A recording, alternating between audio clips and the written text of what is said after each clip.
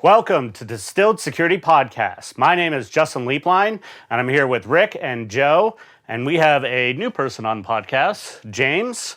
James, welcome to the podcast, man. Yeah, thanks for having me. Yeah. So we'd like to start off with new people joining the podcast. If you would just kind of go over how'd you get into cybersecurity? What are you doing now?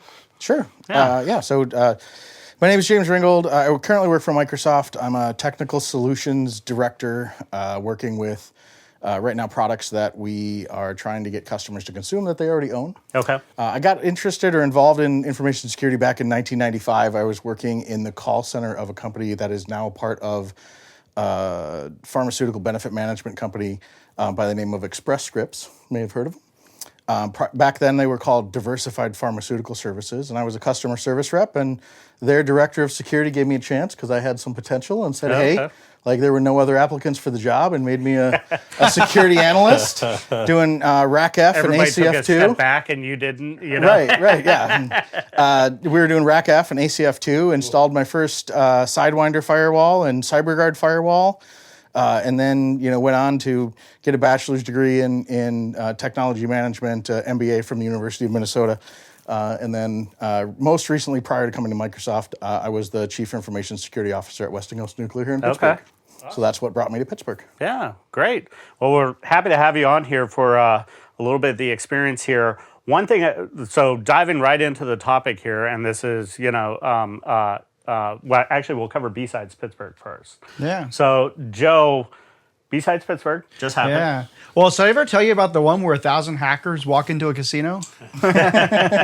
Jokes. After months and months of talking about this, it finally happened. A couple Fridays ago, we had BSides Pittsburgh, and I've been told it's the best one we've ever had.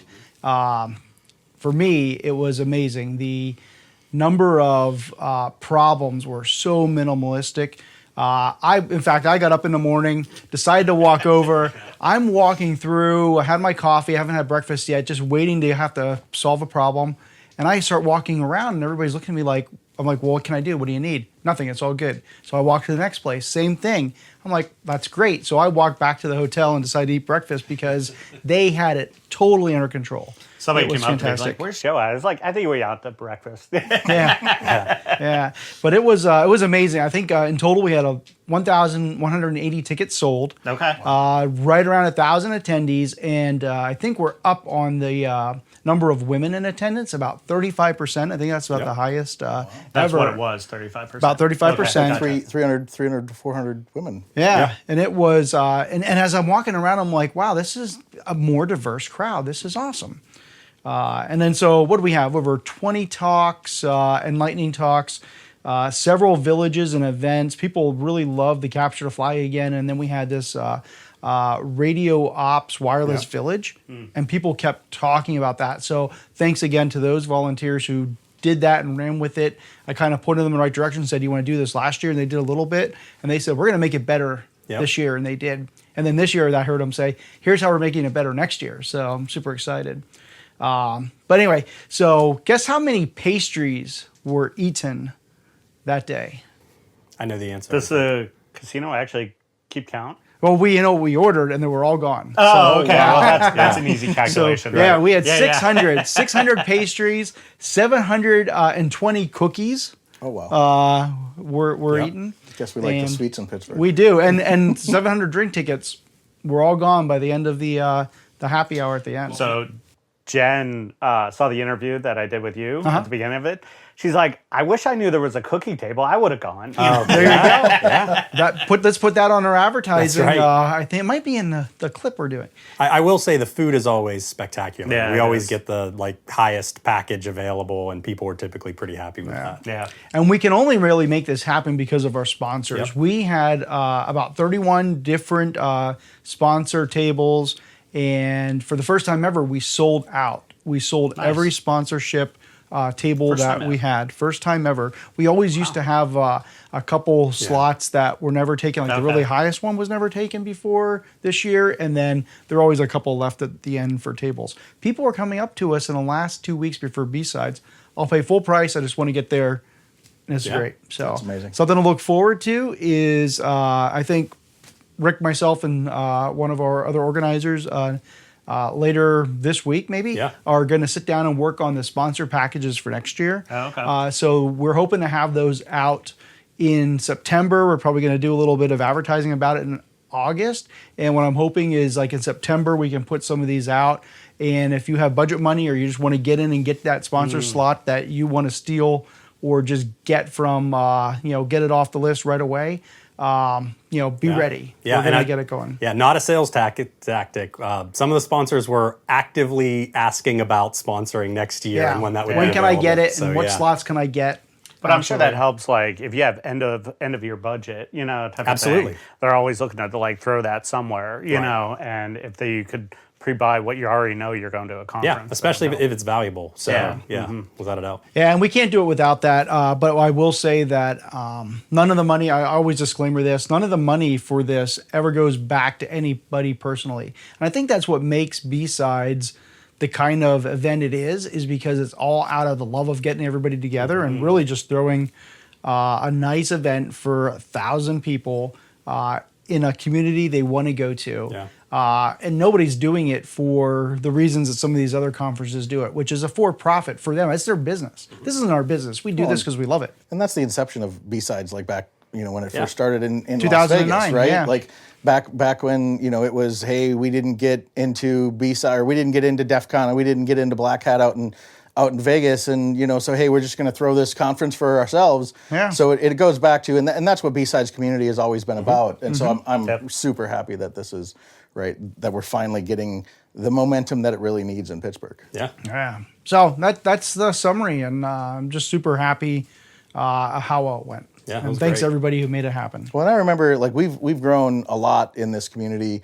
I remember the first BSides Pittsburgh I went to was in the little, like, town hall room down Left on field? Yeah. And it was like the food trucks are outside, and you might be able to get a drink if you're okay with the dirty glass. The thing I loved, because I never showed up on time to that, but you show up at 9:30, and the elevator was in between the crowd and the speaker, and you're like, everybody's You're looking talking at about me. left field. You might even be talking about Spirit. Spirit. That it was Spirit? yeah. Okay. So that was a couple years in. We moved the Spirit when we outgrew left field meeting space. So that place held maybe 120, 150 people, and then our first BSides, we had 80 people show up on 120 register.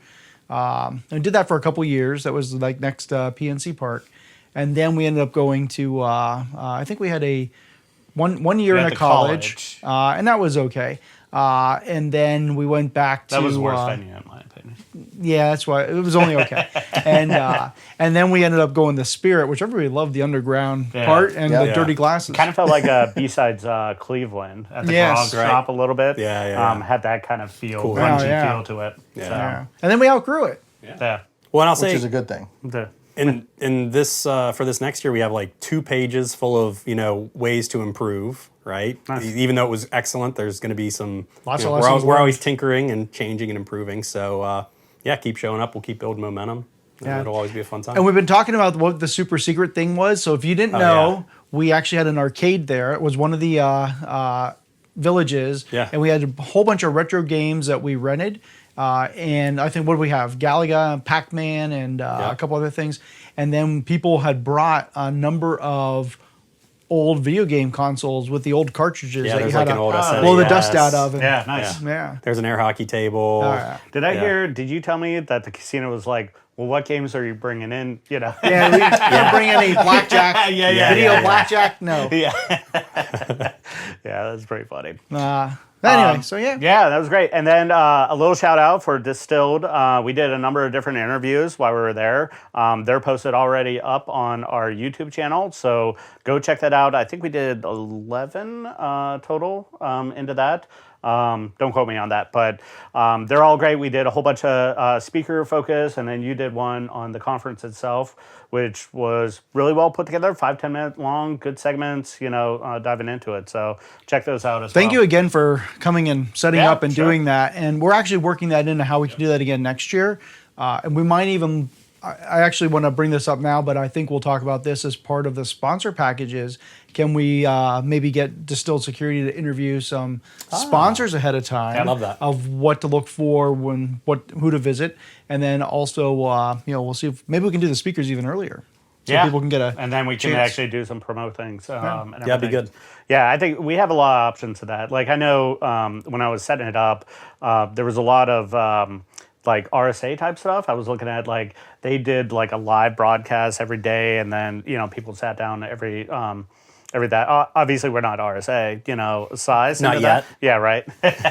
But they have a very professional way of doing stuff. And I was like, yeah, let's set this up. Let's have sit down interview, and we brought all the equipment in. And thank you to Buzzy again for clipping that all together and getting it out before the end of the day. That was a lot of work, and we even came in the day before to make sure everything worked. Because you guys are getting them out within an hour of the recording? Hour or two. We had like segments where we were like back to back, so we didn't like. For a couple hours, we didn't even get the videos off the recorder, like off our SSD drive and everything. But as we had breaks, we basically took it off and then packaged it all up together. And then Jessie, that works for me, she did all the LinkedIn posts, for Distilled. Those were great. Yeah. She even quoted like some of the people and all that stuff. Well, I heard some interest in potentially maybe attending a lightning talk about how to start a security podcast. There are a couple people that said they'd be interested in that. So just saying. I submitted that and got denied. Oh, really? I wasn't on the reviewer panel. I didn't know it got submitted. Well, try again. Oh, okay. Gotcha. So now there's demand built up. Yeah, right. Yep. Exactly. Well, the individual. We need community voting into this. Right. The individual who drives a lot of the speaker reviews is actually saying, hey, can we open up even a 4th track next year? So I think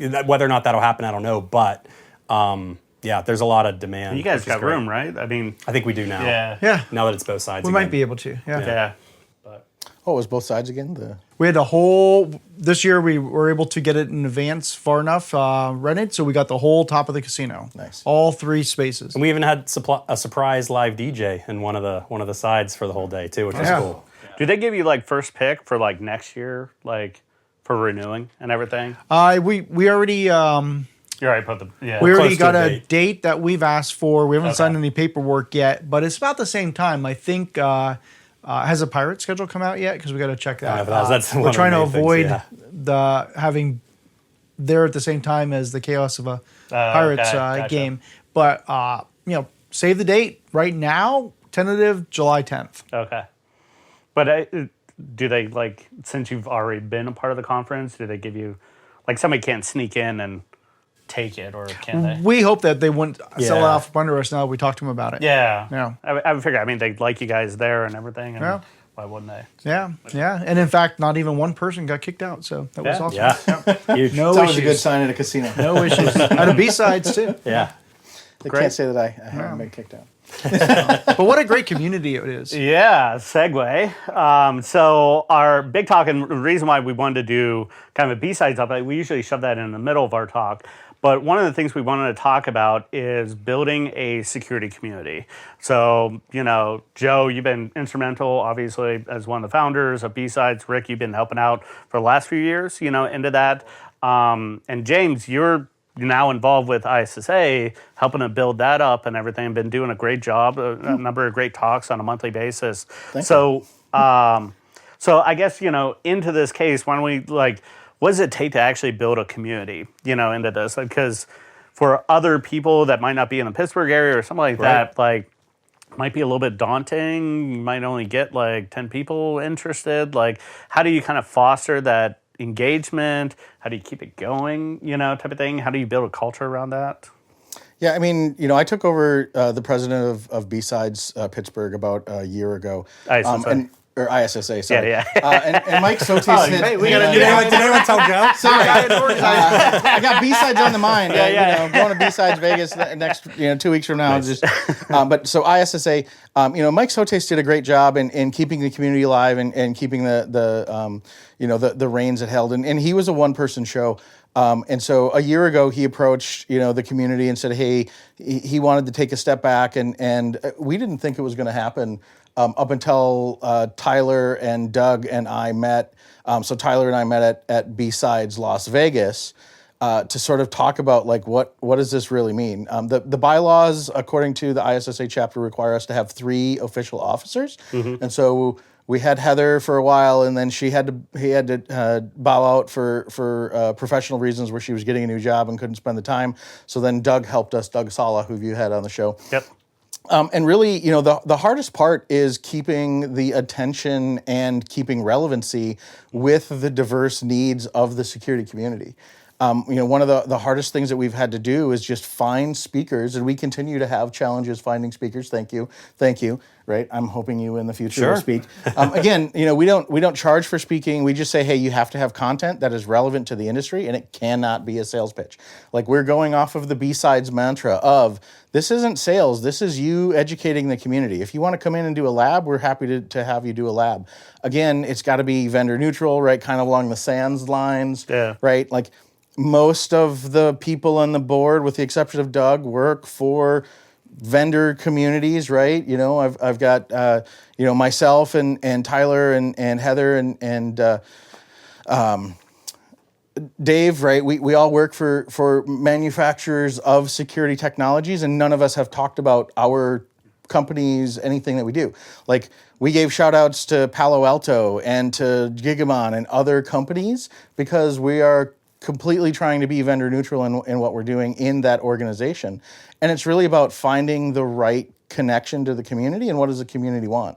One of the biggest challenges we've had is getting people to tell us, what do they need out of ISSA? What do they need from like the next topic? This summer we ended up doing, compliance as the summer, and it worked out really well. Thank you, by the way, for your input in the PCI talk last week. That was really good. But a lot of it is just community involvement. The more people we get, did you send out a survey for that, or just listen to people? How did you get that input to, hey, this summer is going to be compliance or something? Yeah, it just ended up the presentations and the people that asked if they could present just lined up as that's just how it worked out. And they tagged a topic like, this is the summer of compliance. And it ended up, hey, we've got 3 talks in a row over the summer that are not hands-on technical. They're not talking about threats and defense. It's talking about like policy and PCI, and so it just worked out that way. Okay. And that's kind of the way that I've been steering the organization, and Doug and Heather and Tyler have been steering the organization. Like,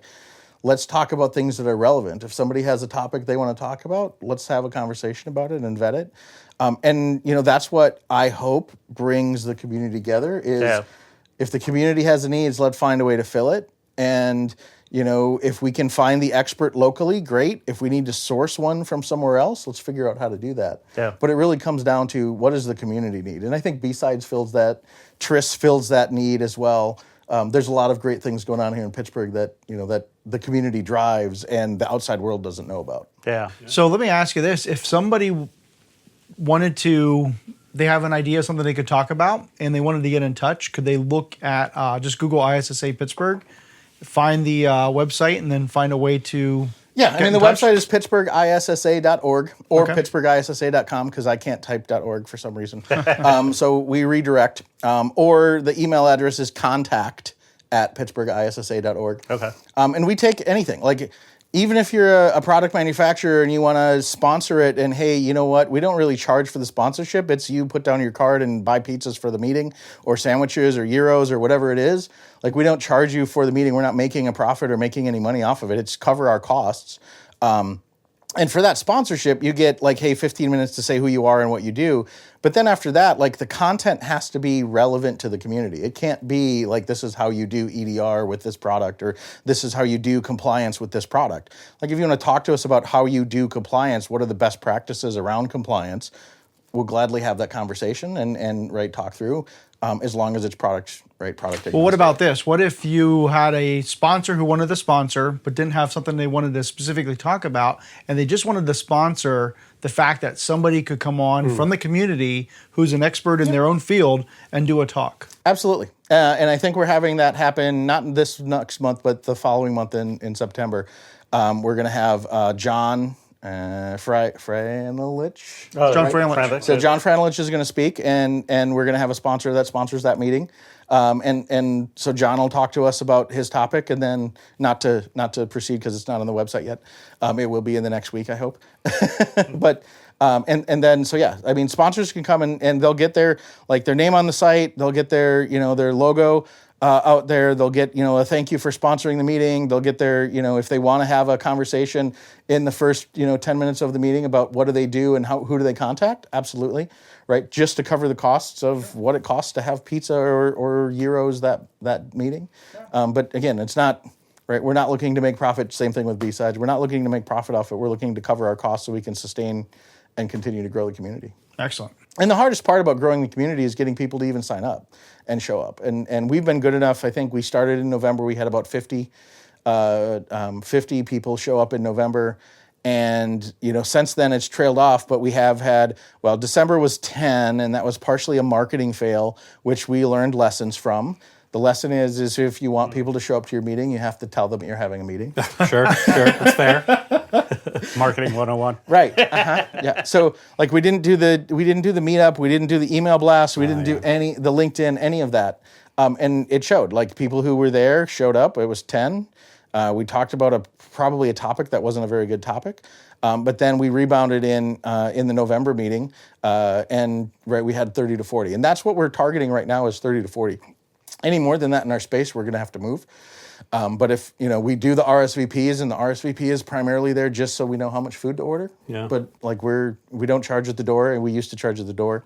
And now we don't charge at the door. It's just come, show up, tell us what you want to do. As a sponsor, if you want to sponsor the meeting and pay for the food and the refreshments, please contact us. If you want to have a presentation, please contact us. And again, it's really about building this community, getting people to talk to each other. Afterwards, there's a bunch of us that go across the street to Mike and Tony's Zeros. Thank you. Shout out to our bartender, and we just kind of sit around and continue the conversation. Again, it's about being social and making those connections now that we're after the pandemic. Yeah. All right. So one thing you mentioned about the vendors, I'm going to poke at you onto this. I mean, you work with a big cloud provider, obviously. I don't think it would be a bad thing having a focus like Microsoft 365. How do you secure it from a corporation and everything? Just thinking about some big vendors, companies are dealing with that, and that would be a good talk, into there. Yeah, it's very difficult to walk that line between how do you secure a product and how do you sell a product, and that's where I'm trying to not cross that line, right? As somebody who works for Microsoft, I could go in and give you this is how you secure Azure.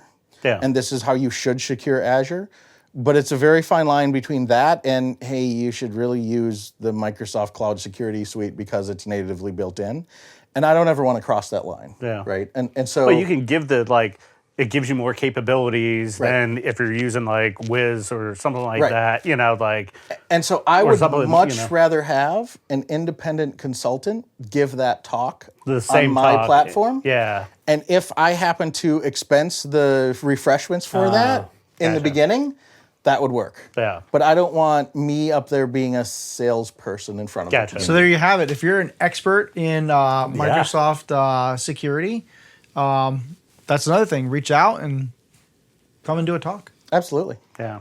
Or in AWS, or in Google Cloud, right? Or whatever it is, right? It doesn't matter if you're talking platform, and this is how I secure that resource. That's what we're looking for. Right. We don't want this is how you use X product EDR. Right. Yeah, but if anybody's using identity, it's either you or Google Workspace. Or Okta, yeah. Or Okta if you're big enough. But I'm talking about small to mid-sized organizations. Any centralization, it's Workspace or Entra. And I would love if there was a third party out there that wanted to give us best practices on how to secure identity and talk through the nuances and differences between Okta, Google Workspace, and Microsoft Entra. Because there are different capabilities. I would love that. Yeah, absolutely. That'd be awesome. Yeah. I would hug them probably. Yeah. Great. One of the things, just on the community building topic, there was a thread that we had on the BSides organizers channel that I thought was really cool, and it really hit on, I thought, consistency, right? So building a community doesn't necessarily happen overnight. And so oftentimes it's the rhythm and making sure you're consistent and making sure you're advertising. Consistent in communication and Communication in the events themselves and all those things, gotcha. right? You have to, if it's Same time, same place. yeah, Gotcha. repeatable, understood, and so people can then start to plan for it or say, hey, I didn't make this last month, but I want to make it next month, or whatever the cadence is. But I thought that was a really interesting point, like consistency and also setting expectations that, these things take time to build momentum. And it's not one of those things like, oh, I had my first time event and 1,000 people didn't show up. What did I do wrong? Well, the answer might be nothing at all. You just haven't built the momentum yet to have the number of people you're looking for. I thought that was an interesting topic. It's like doing a podcast, right? Your first 100 episodes, they say, are terrible. And after that, you get into the rhythm, you get into the groove. We're on 15. Well, you've got a little bit more production than most people's podcasts. But I'm just saying is, you get into the groove and you start talking about things, and that's the piece of it. Luckily we had a good foundation to build on, right? Mike really set us up for success, so we just had to organize the pieces and then figure out what could we actually execute. To your point, like what can we execute consistently? The first thing we did is say we're going to pick a location. We're going to have that location right somewhere where it's easy to get to.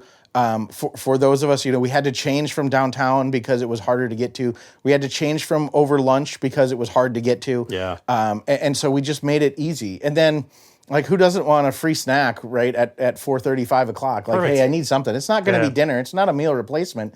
But, come have a couple slices of pizza and a Coke with us. Right. Like, if nothing else, you'll meet somebody new and maybe make some connections. And really, that's been the biggest part for me, is just connecting with people in the community. I have people that before BSides or before ISSA, I had no idea who they were. Like, now I'll get an email from them every week asking a different question about something. Oh, and that's awesome. it's That's great. just building that communication and That's building really that network.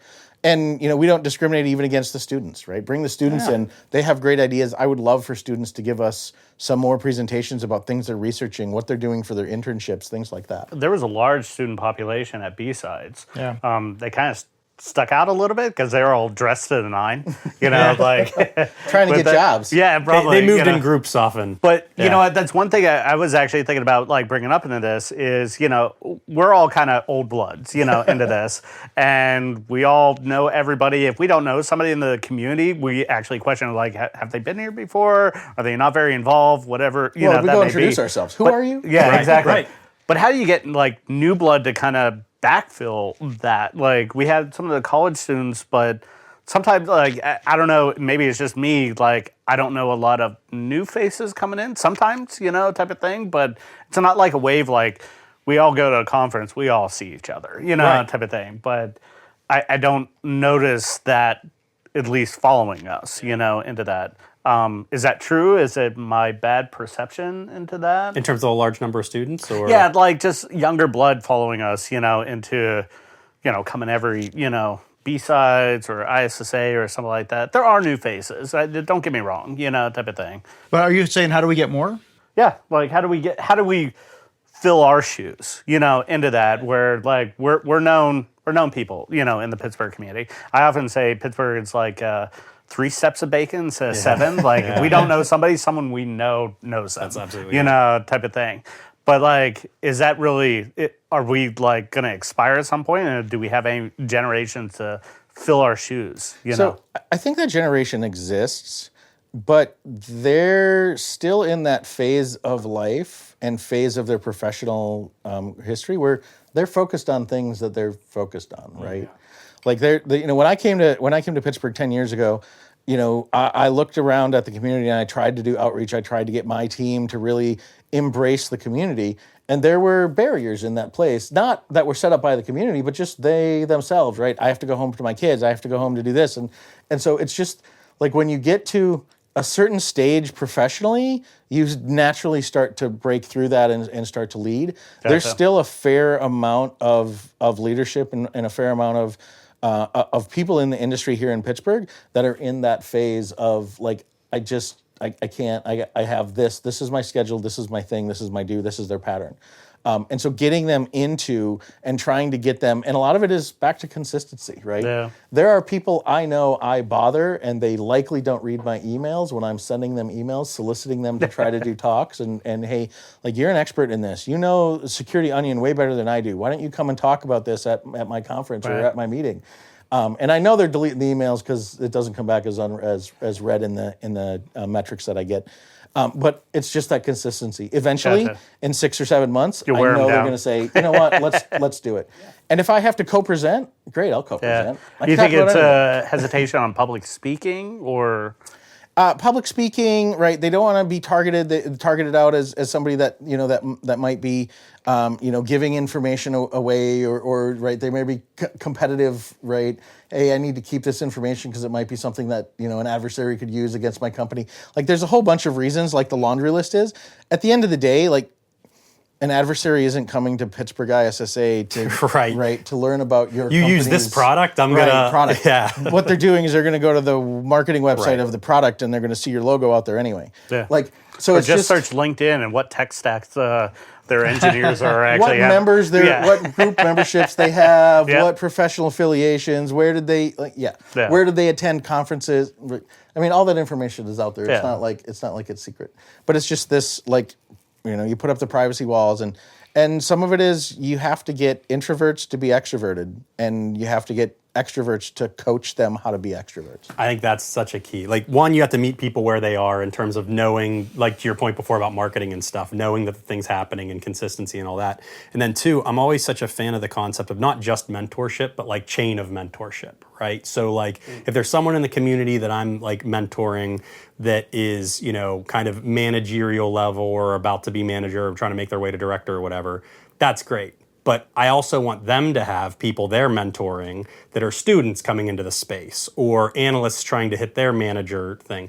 And I think if in that chain you encourage down a level, that should filter down another level and down another level. And I think that's really the way it should work. And whenever those chains break, that's when you have these gaps, large scale of, roles not being filled. So to your point, I think some of it really is about, if you have these people in the community that are coming up that you're close with saying, hey, you know what? When was the last time you gave a talk?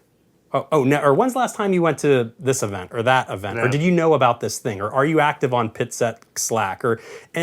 Okay, well, if you're not, what are you going to do about that? Well, maybe just try and post once a month or whatever, right? Some super reasonable goal to try and get people out there. Because I think a lot of times, especially with introverts and trying to get them to be extroverted, a lot of times, like, that has to happen in baby steps. Yeah. It's like, hey, just come to the event.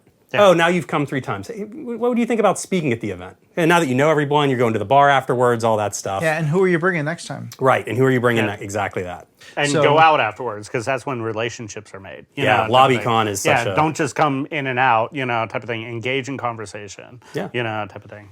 Well, that's a really good point is, we put it out there. We got the after party for BSides, and then we been saying there's usually an after party. Just get in touch with one of us. Yeah. We're more than happy for you to come along. But the other thing I'm hearing is it's on us to answer your question. How do we replace ourselves? We need to bring and start inviting that next level of people in. Yeah. So who are each of us going to bring and encourage to come along? And what were you going to say? And I want to put a challenge out there a little bit. Like, if you're hiring students and hiring interns and you're bringing them into your organization, like, put one of their development goals to do a presentation. Absolutely. They don't have to actually get responded to or even accepted, but they have to put forth the effort to submit a call for papers or a call for presentations. Like, that should be part of their review process. Or even I manage a team of 8 right now. Every single one of them has it in their review. They are required to submit a talk. Yeah. Doesn't matter if they get accepted or not. They have to put forth the effort, put through that piece of it, right? This year I did one last year I was accepted to BSides Las Vegas. This year I didn't get accepted, but I put one in, right? Lead by example. But those are the things that you have to put in, right? If you're a CISO in Pittsburgh, have your staff as part of their review for Yeah. next year. You must submit a talk. That's the only way we all get better. We start to learn each other. And there is already a little community here in Pittsburgh between the banking industry, right? Between the APT1 victims, back in 2008. Like, there's a little bit of that shadow community already, and we just need to get them to tell us their expertise, right? There's no shame in being a victim to APT1. The company that I worked for in Minneapolis was like, Yeah. it's just the way it was in 2008. Those are battle scars. Like, those are battle scars. That's valuable experience. That helps you to bond and bring people together, Yeah. right? You and I have had the same experience. We fought the same actors. We have the same stories. Like, we're brothers. Yeah. We're brothers and sisters. Like, we know those things. We have the same experiences. Like, we are now better for it. Yeah, without a doubt. And it's amazing, like, sharing those stories. There are some things that you learn, you're like, I didn't realize like I was much of a target, but the way some of those actually get performed, you're like, wow, they went the extra effort to just do that. Like, hearing some behind the scenes, like just breaches and everything is amazing. You know, you're like, I did not think that would be the case, but then you hear it and it's like, oh man. But one thing too, you said submit the presentations. You can even start smaller. Like, if people actually have a public speaking, do it in a meeting, Right. like do Yeah, a absolutely. presentation. I actually, early in my career in like mid 2000s, I was a little nervous about public speaking. So I went to go volunteer at the Cranberry Library to teach computer classes to older people, in the community. And that was like, all right, so I want to get into more presentations, into that. That was my first baby step. I'd also say co-presenting is such a great way. Like, hey, you're not sure about doing this yourself or where to start. Okay, well, do it with someone who's done it before. Right. You be the brains, I'll be the pretty face. Yeah. Yeah. Yeah. That's exactly right. Do the Captain Morgan, Yeah, right. But I think to your point, like, oh, if you want more students in the community, like, well, yeah, go get them. I don't know why I keep thinking about, like, Mac's business model, like in the 90s, like, we're just going to give a bunch of schools a bunch of computers. Right. And then what happens, right? Yeah. Yeah, they learn how to use those Then kind the of kids computers. learn how to use what you put in front of them. Yeah, absolutely. That's the thing. So, I think you force them into the situation a little bit, right? Yeah. Try and make it fun. Try and co-present if you need to co-present. But yeah, it's probably up to us to go get them. And there's a lot of capabilities and a lot of things that are in the industry that need research and need research again, right? Like, there are topics that have been done, but there's always continuous improvement. There's always new developments. There's always new ways to attack that. Like, you can give somebody, go learn everything you need about network IDS. It's still a relevant topic. Everyone says, oh, the cloud is the thing. Guess what? You have to get from your PC to the cloud over a network somewhere. Yeah. The network is still relevant. Well, and I'll also say for people that haven't spoken before, this was a thing that someone had to tell me before I went, oh. It's like, well, I don't have anything new to say. Why would I? It's like, well, that's fine. You have a bunch of experience that's relevant, or you went and did a bunch of research that people in your peer group haven't done yet. So it doesn't matter if it's new. There's going to be a set of people that need to hear the thing that you want to say. it's gonna be new to them. It's going to be new to them. It doesn't have to be new. And that's the thing, like, more in the development community, it's like build in public. So I want to Right. hear about your failures to where you eventually got to success. Yeah. What are the hurdles? What are the confusing things? What did it take to get from point A to point B, Exactly. and all that stuff. And people like hearing the story, not just, here's how you do it, type of thing. Well, Yeah. And the stories are how you build that relationship. Right. The stories are how you Build trust in you it. understand and realize, oh, they've had a similar experience. We now can actually communicate and connect. Yeah. Yeah. So that all makes sense for getting community built. The other thing I'm hearing is having like the reason that you're doing this and having it be pure. And I think that's like BSides, ISSA. I mean, Not why to are be a we doing billionaire. any of this? No, none of us are going to be rich running the Pittsburgh ISSA, right? Right. But why do you want to? Fortune why are and you fame, doing that ISSA? wasn't your goal? Yeah. Well, I mean, independently wealthy, like maybe a lottery winner or something like that. I'm not sure. Like for me, it goes back to the way I entered the industry, right? Like, somebody gave me a chance and saw that I had some potential. And that's the piece of it that I still come back to, right? 20 years ago, I founded or helped found a consortium conference in Minneapolis called Secure 360, right? It was ISSA at the time, Information Systems Forensics Association, ISFA, and Infraguard and all of those organizations came together like TRIS is here in Pittsburgh. And that was 20 years ago, right? They had their 20th anniversary just this last summer. That's awesome. And the things and the connections I made going through those experiences, getting involved as at the time I think it was 3 or 4 years into industry and helping that shape that and build that community. There are intrinsic values and intrinsic things that bring you together and do that. And at Pittsburgh, we have the same opportunity, right? I mean, BSides is now 9-10 years. We just had started in 2011. Yeah. So right, 14 years. So yeah, I mean, 2011. Yeah. So 14 years. So, minus one. well, right. Yeah. Years, not the year that will not be named. But and again, it's like bringing those communities together and realizing that we all can share knowledge and make everyone better, even if we're competitors, even if we're like competing for the same job, we're still doing the same thing, trying to advance each other and make each other better. And that's one of the things that's great about the security community. I found that throughout my 20, 30 years into this is everybody's out to help their own companies, but you could do that by sharing, into that. So all the retailers that are competitors technically to one another's, they're like, how can we beat these bad guys better? Or what are the fraud you're seeing? Here's what we're seeing on our side, type of thing. And they're, an open book into that, specific. Yeah, it's frenemies. I don't know anyone whose business model is like, don't share security knowledge to try and help them get hacked so we don't. Like, that's just not in a business plan. Yeah.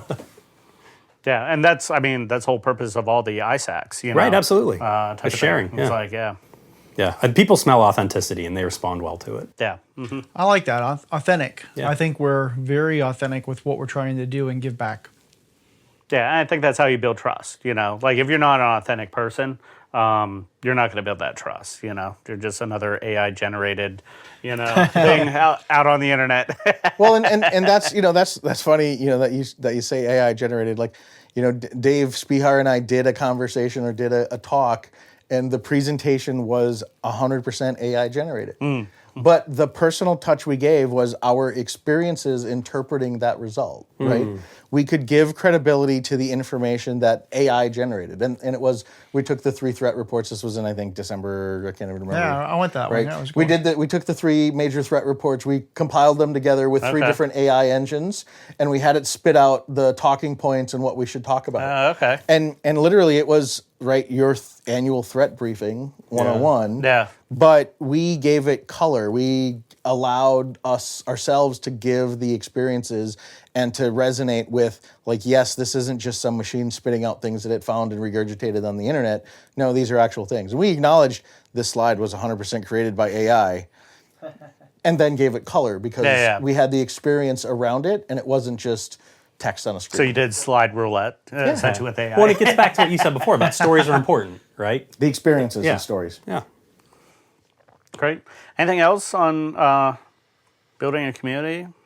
Any other? I just think that just real callbacks to a couple of things. If you have people in your organization that aren't going to events, or aren't going to these free local events, encourage them to go. Yeah. Like ISSA is what, the third? The third Tuesday of every month at 5 p.m. at the Hackers Guild. Yeah, and the Hackers Guild is in the North Hills of Pittsburgh.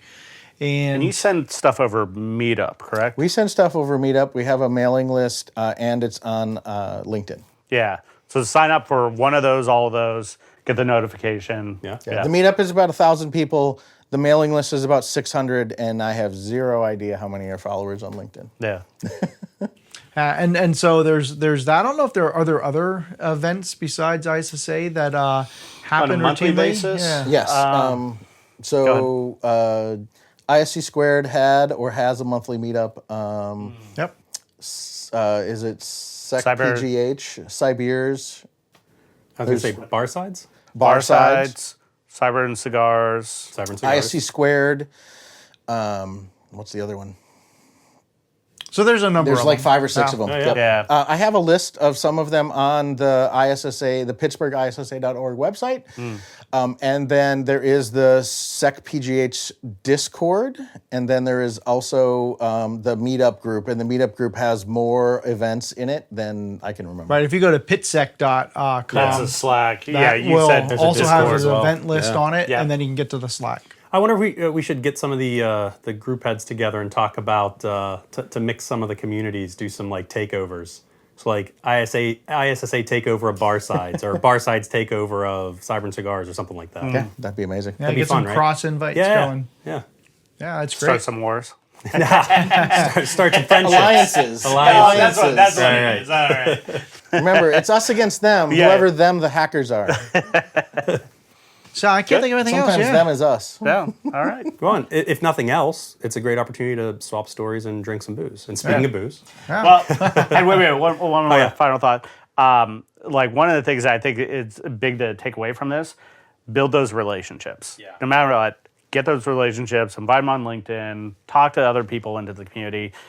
Honestly, that's going to be the biggest difference in your career. I can speak, personally, I'm sure you guys can. Fully agree. On different people that had influence into your career and everything. And it's the people you met and those, the friends through friends and everything. So cheers.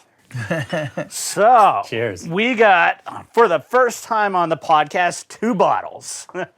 Because one was not enough. is one really enough? I'm glad I brought a chauffeur. Yeah, right? So, Joe, would you mind going over a little bit of this? Yeah, these whiskeys are from the Grand Traverse Distillery in Michigan. And I was out there a couple weeks ago, visited a tasting room at the River Place Shops in Frankenmuth, Michigan. Big You went on German-based vacation town. just for this? Just for this. I went on vacation and ended up running into this. And you can't run into a tasting room and not going and taste when you're on the Distilled Security podcast. So after tasting a number of different ones, I settled for these 2. I really liked them. One is a 12-year-old American single malt whiskey. That would be Yeah. this one here. Yep. And yeah, that one they say has notes of tobacco, nutty vanilla, honey, cinnamon, oak, and baking spice. Finishes with hints of anise and leather. And so that's their oldest whiskey to date, being 12 years old. Yep. Okay. And it's 100% single malt whiskey. So I take that as 100% of the mash is just single malt. I think, yeah. Yeah. That Yep. would be my interpretation, yeah. And then the other one is the Old George, but it's their double barrel. So this is what, the second time that we're not having a bourbon. Oh, Yeah. I suppose, yeah. So I don't know if whiskey still, falls into that. Oh, it's but- distilled. Yeah. Yeah, and the second one, the Old George, is also 50% alcohol, 100 proof. And what they do is they take their original Old George rye whiskey, which is 95% rye and 5% malted rye. Are you sure about that? Mash bill. Website versus May have label. changed. Yeah. The recipe may have It changed. says 100% straight rye onto this. Yeah. Well, rye and then malted rye mash. Oh, so they Yeah. it's all rye. And the difference Yeah, with got the it. malted rye mash, I had to look this up. What does rye mash mean? Well, it means that they let it germinate a little bit, right? They, Yeah. yeah. And so. Did you see that video? That was cool. Yeah, I watched that. We should post that in the show notes. Yeah.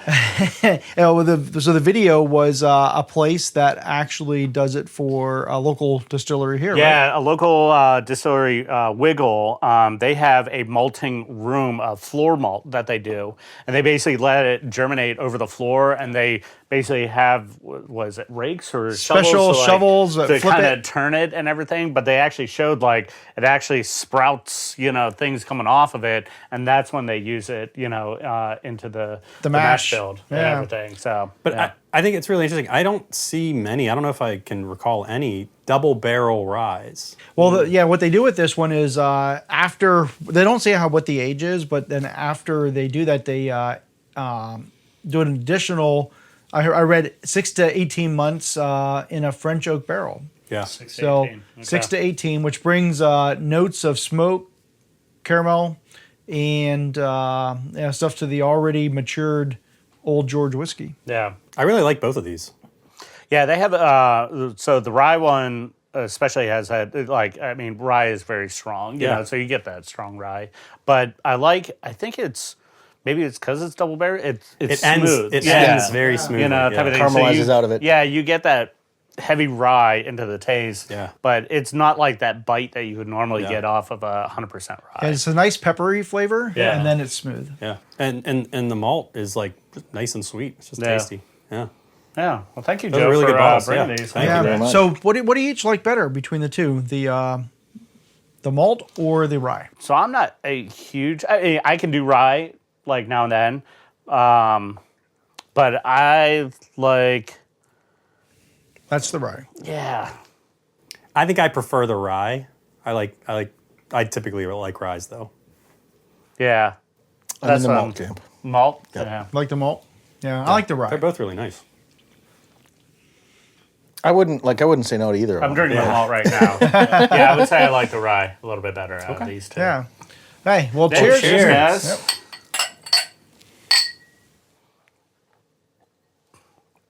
All right.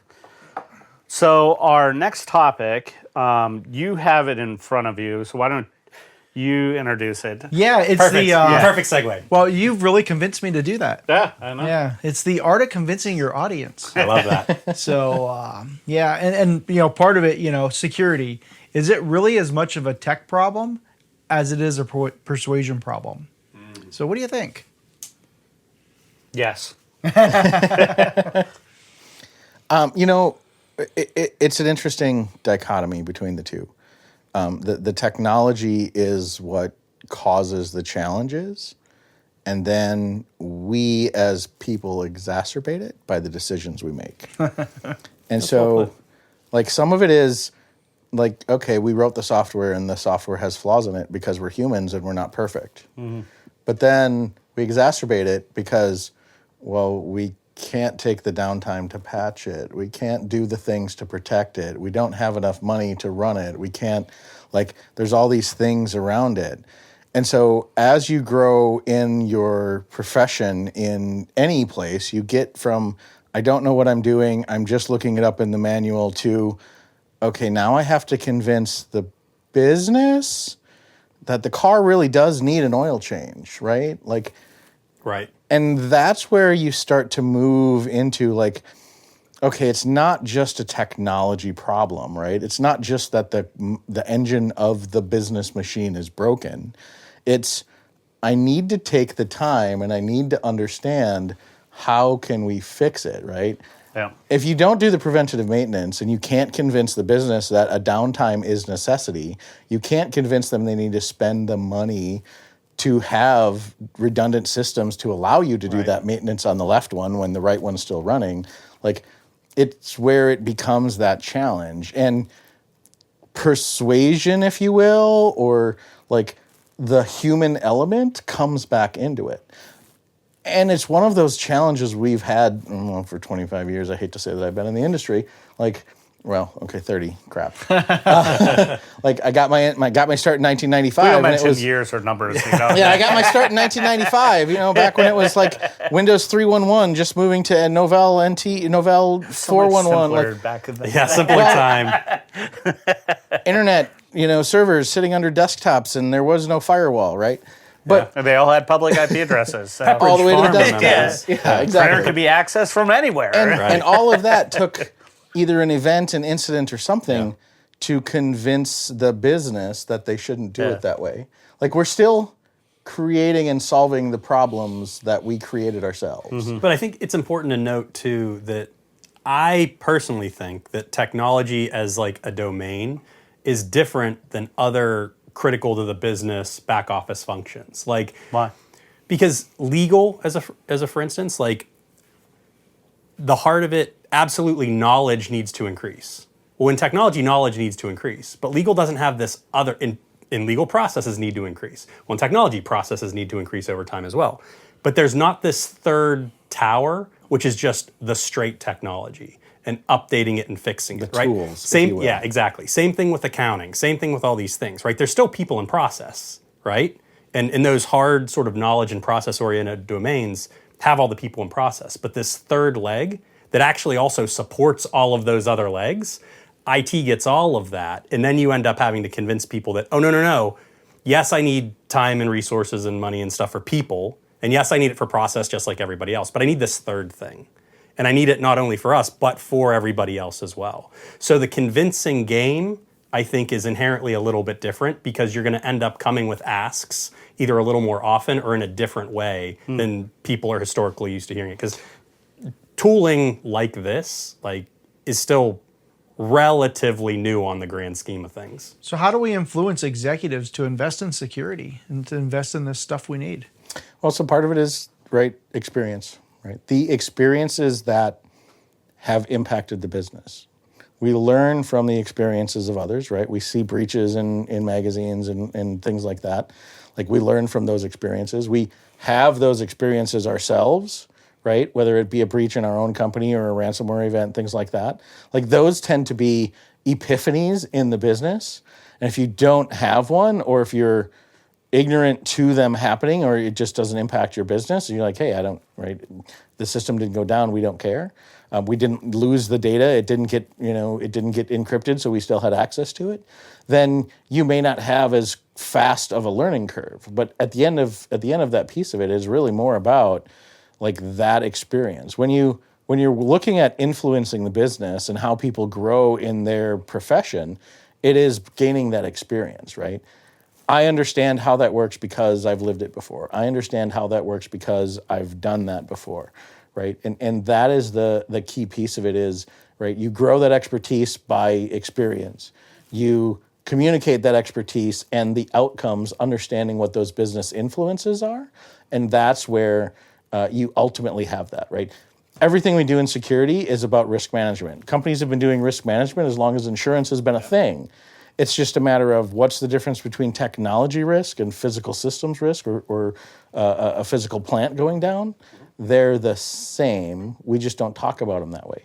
As security professionals, we talk about patches and vulnerabilities and attackers and hackers and data loss. Well, but the business wants to understand is what's the monetary impact. And we have to start to trade, and we have to, over 25 years, have learned to have those business conversations and influence the business way. And that's ultimately where we get stuck, because most of us get into security because we really like the technology. All right. Mm-hmm. And then as we mature and grow experiences, the light bulb goes out and we go to business school and we go, oh, wait a minute. The reason this matters to the CEO is because if we don't take that 8 hours of downtime, yes, it sucks to pay for that 8 hours of downtime, or, oh, we don't have these redundant systems to allow us to patch one while the other one's still running. Like, if we don't spend that money, we're going to lose the whole company's money for 24 to 48 to 72 hours while I'm investigating a security incident. And then the long-term ramifications, because these clients are unhappy, or there's this regulatory customer confidence thing, or and all that Yeah, stuff. so I'm hearing storytelling. I'm hearing framing loss aversion and opportunity costs. Yep. Yeah, I think that's right. I think the trick is meeting people where they are in terms of talking to them about what's important to them in the language that they understand. I think that's absolutely right. Like, that's one of the things when I go into a new organization, it's been a little while, but, you become the new CISO, one of the things I make a point to is meet with all the leaders and say, what are you most concerned about? What can I do to help you, and what are the things you're most concerned about? And then if you bridge that, you're going to have success. That's such a critical point. Like you mentioned it for the building community relationships. Yeah. But it's the internal thing too, right? Yeah. It's building the relationships, building the trust. I think that can't be overstated. You're absolutely right. And the other piece of it is, don't accept the technology answer when you know that that's not the right answer. Like, if you're talking to the chief HR officer, if you're talking to the chief legal officer, if you're talking to the chief revenue officer, and they're talking to you about systems downtime and outage, that's not really what they care about. Like, Absolutely. You have to ask the but why question. Like, what is the impact to revenue if this system is down? Like, why do we really care about it? Right. Like, if payroll's down, okay, you only batch process payroll once every 2 weeks. Yep. Why does it matter if it's down every single day? Versus like a system that's developing revenue or bringing in revenue, right? Your sales system every single day, that's how you record sales and that's how you get money from customers. There's a completely different piece of it. Unfortunately, what we've done in the industry is we treat them all the same.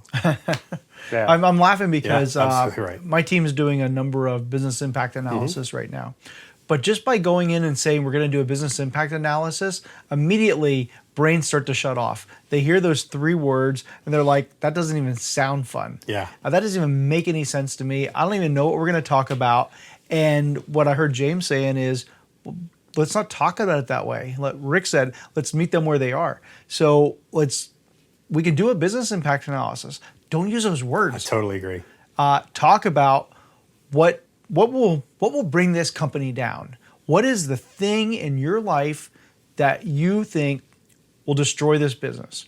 And then on the back end, go and do all the things you do for a business impact analysis. And start mapping out, well, if we lose this system, and how can we lose this system? And now you start doing a risk assessment.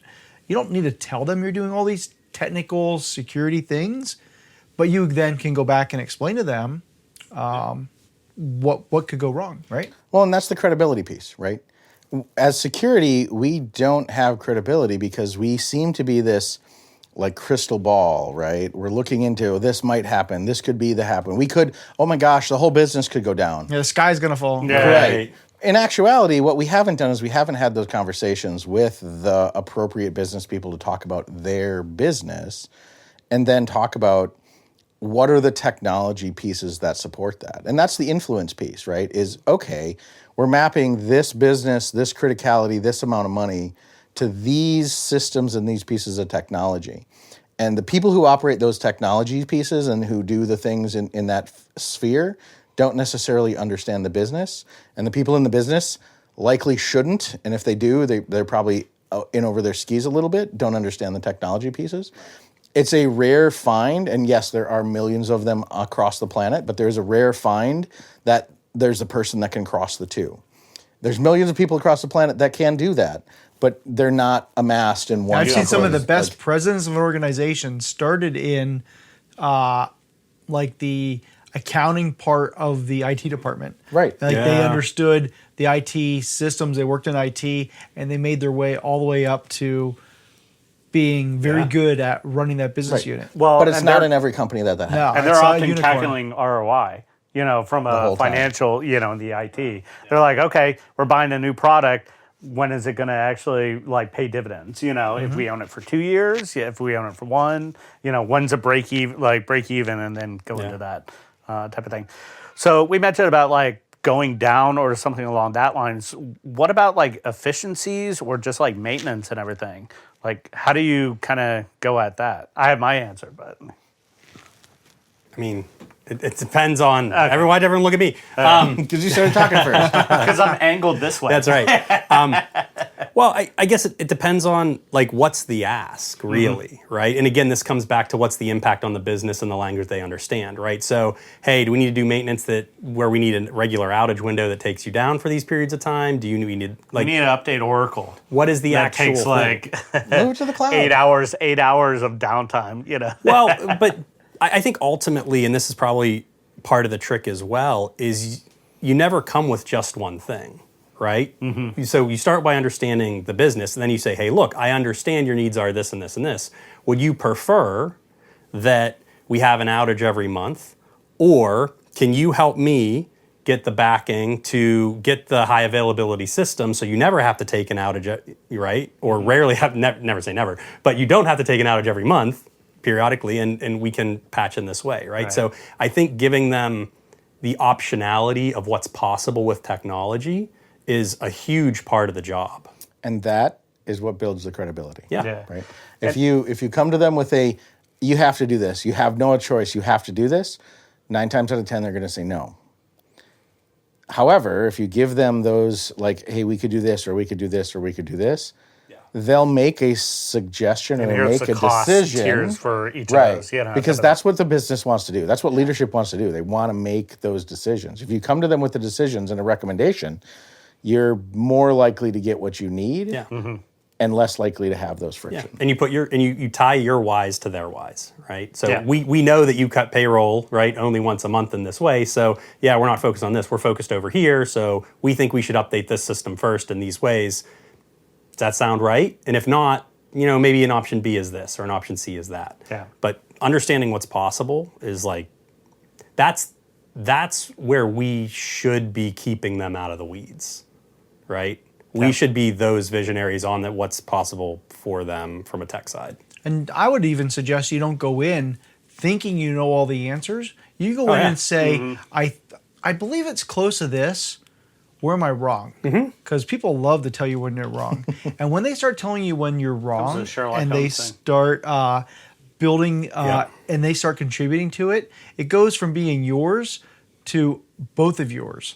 And when it becomes both of yours, now you have buy-in. Yep. And one of the choices could be, well, look, you could actually do nothing, and I have this nice little risk waiver here I need you to sign to take the accountability for what will probably happen at some point. I don't know if it will, but at some point, if you do nothing, it'll probably be down for a week. Boy, not it's just a funny, day. too, when you start asking people to sign their name to accepting Right. that a bad thing might happen, how they go, well, actually, maybe we should just pay for the thing, right? But Because they think a lot of times it's somebody else's problem. It's security's problem. absolutely right. Type of thing. Like, you're not patching? Well, that's not mine. No, we're type we're of thing. stewards. My we're guys not are busy. owners. Like, why aren't you doing that? Yeah. Right.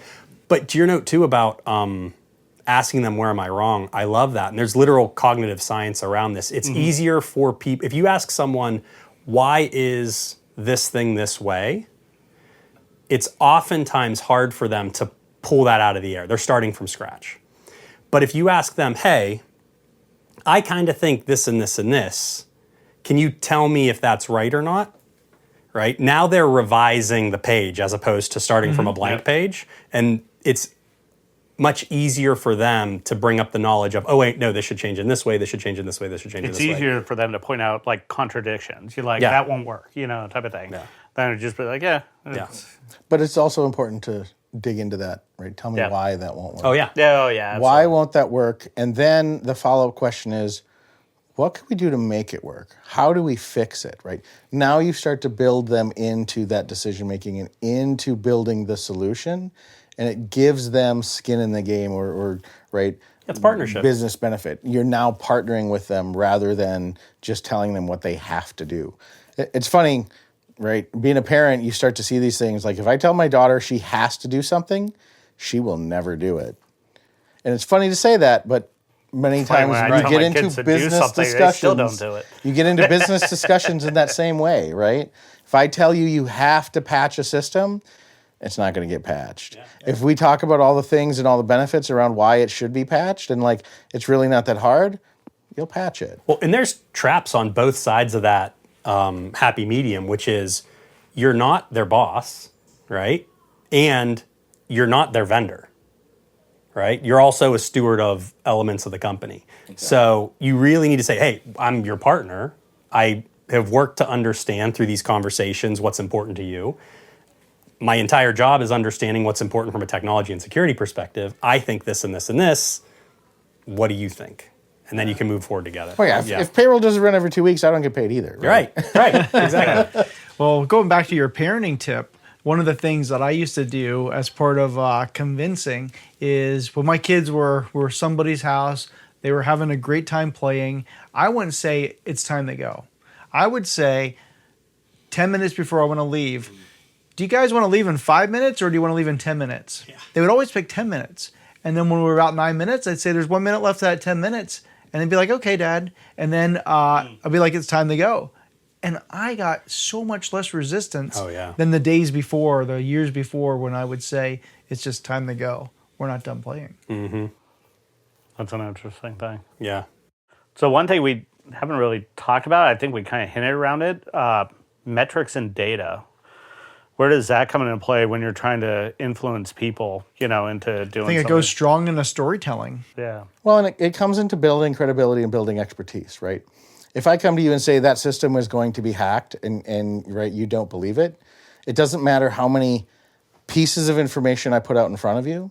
If I tell you this system has this many vulnerabilities that have these exploits, it doesn't build that case for you. What you need to do is go back to, there's a probability that this system being exposed to the internet will have a downtime associated with it. We can reduce the probability of that downtime by doing these things. Right. But getting into like the more technical data doesn't actually build your credibility in that space. So you really have to come back to what matters to the business and what are those metrics, right? Yeah. The downtime, what's the cost of the downtime? What are the impacts if that system goes down? Or what's the value of that data to your environment? Like if the data is now no longer available to you, or if the data is leaked to the public. Like again, let the business make those decisions. Yeah. But getting more data around, this system has 375,000 vulnerabilities in it, doesn't make a difference, or if it has one. It's really like, what's the probability of this risk being realized? Now, I was just rereading some parts of How to Measure Anything in Cybersecurity, which is an awesome way book. to reframe. There you go. It was an awesome way to reframe metrics in the very way that you're describing. And one of the things I like to, especially if you can get some type of security committee established, is let the data tell the story, and you're just the messenger, into that. So if you're pulling, let's say, vulnerability data on a per business unit perspective, into that, and they both have all their operational teams, now you can just say, hey, here's the story, and more than likely, psychology kind of puts into play that nobody wants to be the worst unless you're all above a bar, that's acceptable. Like nobody wants to be at hitting 32% SLAs, into doing patch management or something like that. They're like, no. Like I don't want to be, I don't mind being in the middle. I don't want to be the one at the bottom, type of thing, because I'm going to get called out by my peers or a senior manager, director, whatever it may be, type of thing. So letting data play in that, and just I'm not calling anybody out, but here's what it is today. Right. One of my favorite things to do for when we help companies set up risk management committees is you get that established, you get those metrics out there, and then when you do these monthly, if you do a monthly, about 2 weeks before that monthly meeting, I like to go to each of the people who are owning the departments that have either give them their draft metrics, non-conformities or breakdowns that have corrective action plans that are not being effective. Just so you know, this is what's going to come up at the This meeting. is going to be on the meeting. Yeah. I will never throw you under a bus. I'm going to show you that bus is coming down the road and give you the option to jump out of the way. I'm going to be standing over there off the road. Your choice. Yeah. You staying on the road or not, I'm going to give you fair warning and help you fix this before the meeting. So there's a phrase that people I work with know that I use all the time. It's weaponized meetings, and so it's Isn't that every meeting? Well, if I'm trying to get someone to do something they haven't been doing it, eventually after 2 or 3 swings, I'll go, hey, I'm setting up this meeting for this time, a week from now, 2 weeks from now, whenever. And if it's not done by then, we're just going to do it together on the phone, right? So that's a weaponized meeting. I thought you were going to invite a higher up into that meeting. No, typically not. It's just like Escalation, you mean? Yeah. we're gonna chew up this time, and I don't need to do this thing, but you're gonna be wasting my time while I watch you do the thing. Is the subtext, right?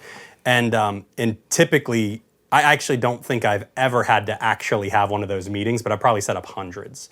But what you're talking about, I now there's a new frame in my head for weaponized data, right? Which is, hey, here's the metric.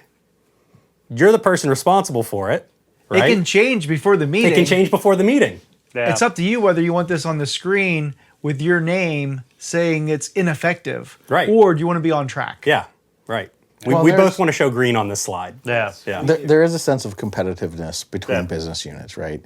And even if it's within the technology teams supporting those business units, they have some competitiveness, like you said. Nobody wants to be the worst, but also it's a matter of playing that balancing act between what do I need to do to support my business and what do I need to do to reduce the risk? Yeah. Yeah, and if you just got a new M&A and they were terrible, obviously they're going to be the worst on this scorecard, type of thing.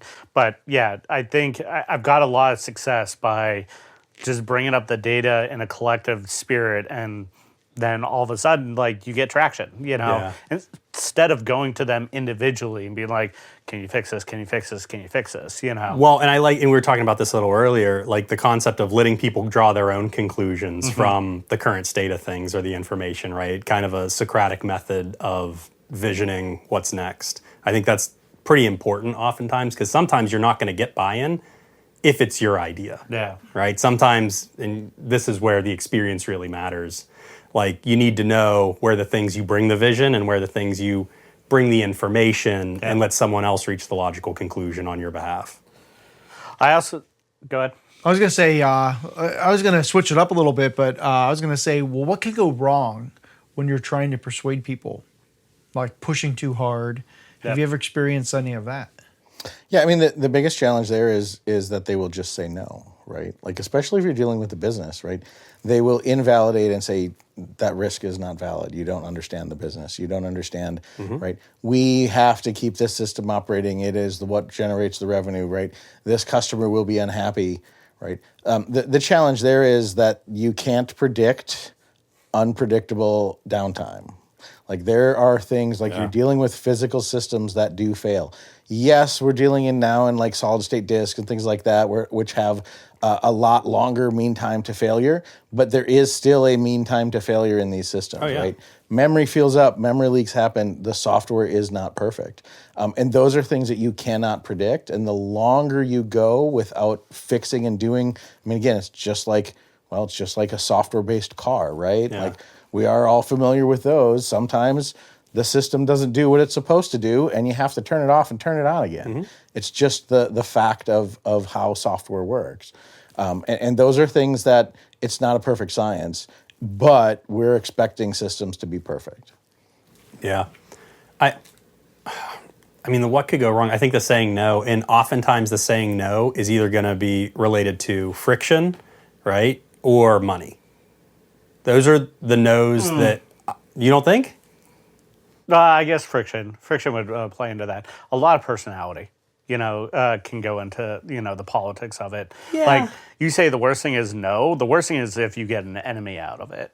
Like, I've seen so many people, security tries to push something down, and it's the last thing that they want to care about. And if you force it down their gullet, now they hate you. Yeah, I think relationally. Now anything that Well, comes that's after a permanent that, no. Yeah, well, right, yeah. And then, like, anything that comes out, it's like an instant. They get an email from you, and it's all of a sudden a negative tone. But I think that's a third one. I think that's a fantastic third one. It's like the relational thing, and then not enough money, right? And just not operationally, this just isn't going to work. Yeah. Like, those are where the no's are going to hit. And Yeah, I think the last two are logical, Right. type of thing. Right. No, the other one right.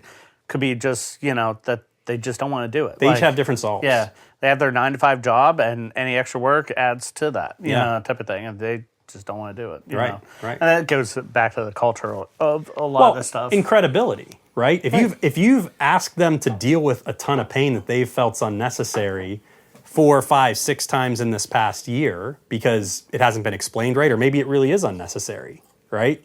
Okay. You've spent that political capital, and all of a sudden you're going to have a real tough time getting anything done from here on out. So I think even if they say yes, making sure they understand the why behind the why behind it's pretty important. The other piece of it to kind of address that is, it's just business. If you emotionally take it as a personal attack, you have to realize it's just business. Well, that goes really in line with all security risks is actually just business risk. Yeah. Like, when you and that person see each other at the ball field watching your kids play baseball or deck hockey or whatever, like, don't bring that conversation up. It's not relevant in that context. Right. It's just business. Like, they have their agenda and their things that they need to do to make their business goals and to do what they think is right for the company. And you have your obligation to advise them on what they should do. But at the end of the day, like, you could go get a different job if it's that much of an irritation. Right, absolutely. They could go get a different job if it's that much of an irritation. You have to take a step back and realize, Like what is their motive? What is their agenda? How do I advance as the security professional? How do I advance their motives and their agenda? Because ultimately they're the ones making money for the business, unless the business is security consulting or that piece of it. And that's the line that we all have to draw. Like, right? As a person who I work for Microsoft, do I care if like my customers buy my product or buy a different product? Absolutely. But at the end of the day, they have to protect their business in the way they think is right. If I don't agree with that, I still shouldn't get mad at them. And if they get mad at me for trying to have a conversation with them you're and not show them ruin the right way, relationship, type of thing. Yeah. Well, but there's a lot of people that will ruin that relationship because of that friction. But there's still a least common denominator decision maker at the end of the day, right? I mean, there's always an escalation. The business is usually that decision maker. Well, it depends. It can be, right? But at some point you have a CIO talking to, right, a COO or a CFO or whatever it is, right? And if you're having a disagreement, and I guess I'm thinking more like business units or managers or your people that are trying to get the work done. Oh, can I patch this vulnerability? Can I do this? Can I do that? Right? There's going to be escalation points, right? And if you really believe in something and you think a part of the business is taking on risk beyond what's in their purview to take on. No, we can't take this SharePoint outage, right, to upgrade from 2010, right? Hypothetical situation. No, we can't do Nothing that. I don't know what you're talking company about. that none of us are working with. No, we can't do that. Well, at some point you're like, well, I understand this impacts your corner of the business, and I'm not taking away from that, but I need you to understand that this could impact the entire enterprise, right? And oftentimes people say yes. If they still say no, you go, okay, well, let's agree that we disagree on this, and let's get both of us out of the heat, and eventually, right, there's going to be a CIO or a board that makes a call. I like that. Get us both out of the heat. So now you're framing You're still partnering. You always partnering. Yeah, because at the end of the day, security doesn't have ultimate decision. It's going to be somebody in the business, right. at some level. And some of the most externally intense discussions I've had in my professional career were actually where me and the other person were in agreement, and we were super excited about how we could solve this problem. Yeah. And like people opened the door and went, "Are you guys fighting?" No, actually, we're in complete agreement 100%, and this is the solution to the problem. And we were just like, it escalated and escalated. They're like, keep it down. Because we're this close to celebrating others' problem. I've been in those. Those are great. Yeah. You leave everyone else in the industry or everyone else in the building thought we were going to punch each other. Oh. And no, we actually solved a big problem. Yeah. I love that. One other thing I want to bring up before we close out this topic is don't dismiss framing it in a different way. Like you mentioned it before, like, hey, oftentimes security is a net drain, on the company. It's costs of doing business. We have to patch everything. But there are certain businesses that if you get in front of customers and customers say, we care about security, all of a sudden the business leaders hear that, they're like, they care about security? What does that mean? Make it an enabler. That is such a key thing. And I think it takes like a purposeful, communication and intention into that. But I've had direct things where, like when I was at Distilled, we got a bank's full like ATM operation, like remote banking and everything.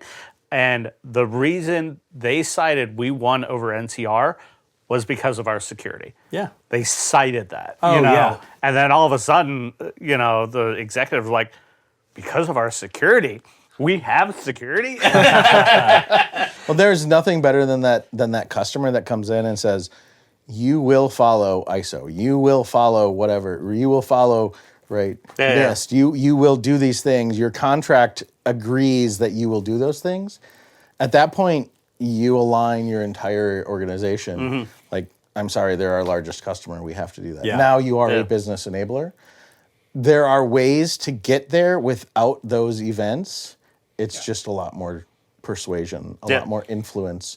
You have to be more delicate. We have to get back to those discussions of what is important to your business, and how does security enable you to do your business faster, better, cheaper? I love both of those. The being an enabler is so huge because so many times security is seen as the culture of no, where in reality, if you have good security, the business can go way faster. The business can do whatever they want because Here, I've set up you're the guardrails. secure. Right. Drive as fast as you want. This car is not going to crash. And then when you get a security smart customer coming in, it's just like a highway pave, for them. They're like, yeah, we have all this stuff and everything. Like one of the first things, again, a Diebold story, first things when I came over ahead of GRC, the sales team owned all the answering to the security questionnaires that we were getting in from customers. And one of the first things I said, we're like, nope, this is coming to my team. We're centralizing it. We'll give you an SLA, 3 days. We'll return it to you all filled out, type of thing.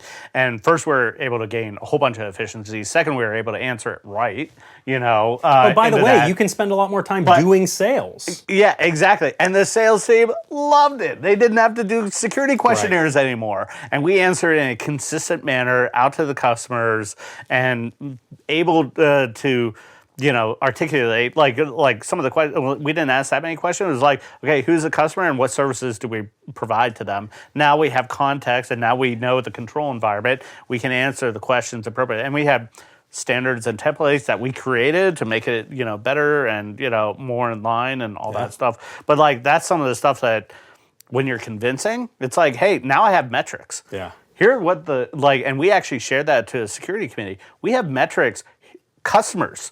Hundreds of customers are asking us, on an annual basis, if we have this stuff in place for these services, and sometimes it's difficult because we might not have an external certification. We might want to think about that. Yeah, understanding your demand channels. Exactly. And then we're able to put together, and again, we're talking about influencing. Now I can paint a picture to say it would be worth us to get an ISO, a SOC 2, whatever, you think it's good to that. Stamp of approval. And now we can build efficiencies, and my team doesn't have to dedicate an FTE and a half to answering questionnaires all year, type of thing. And nothing builds that credibility with a business like walking into a customer or a government assessment or audit and sitting down and having the assessor or auditor across the table go, I don't know why we're even here. Yeah. You've given us, this is a 4-day audit. I don't know why we are here for 4 days.